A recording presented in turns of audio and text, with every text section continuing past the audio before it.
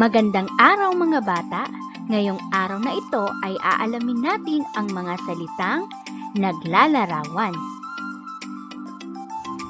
Ano ba ang mga salitang naglalarawan? Ang mga salitang naglalarawan ay ang mga salitang nagsasaad tungkol sa tao, hayop, bagay o lugar. Ito ay maaaring itsura at uri, sukat o laki, kulay, hugis, damdamin, o anumang salitang naglalarawan. Halimbawa, ang guro. Ilarawan natin ang guro, gagamit tayo ng mga salitang naglalarawan. Ang mga guro ay mga masipag na tagapagturo sa mga mag-aaral na bumasa at sumulat. Ang salitang naglalarawan sa guro ay masipag. Nurse. Ang mga nurse ay maalaga sa kanilang pasyente. Ang salitang naglalarawan sa mga nurse ay maalaga.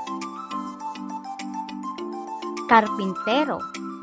Ang mga karpintero ay matiyaga gumawa ng bahay. Ang salitang naglalarawan sa karpintero ay matiyaga. Pulis. Ang mga pulis ay mga matapang na humuhuli ng masasamang tao sa ating paligid. Ang salitang naglalarawan sa pulis ay matapang. Paaralan. Ang paaralan ay malinis.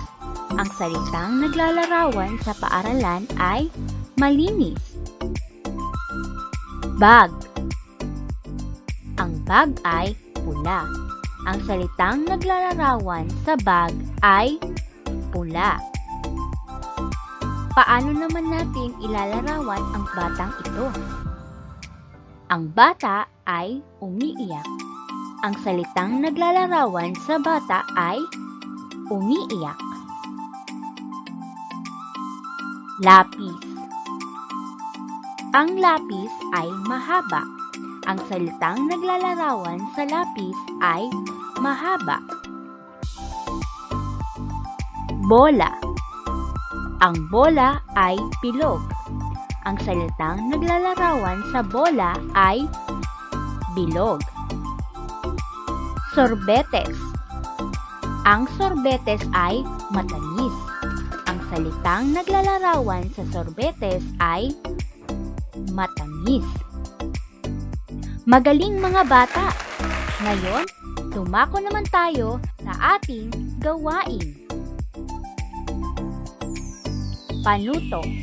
Ikahon ang angkop na salita na naglalarawan sa tao, bagay, hayop o lugar. Tara at simulan natin. Doktor. Ang doktor ay maaasahan o masungit. Tama. Ang doktor ay maaasahan.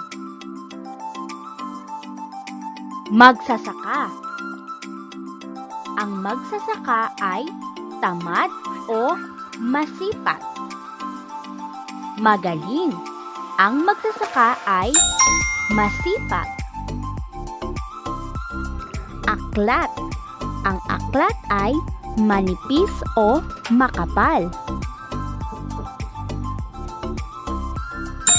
Tama, ang aklat ay makapal. Sapatos. Ang sapatos ay asul o dilaw. Magaling, ang sapatos ay asul.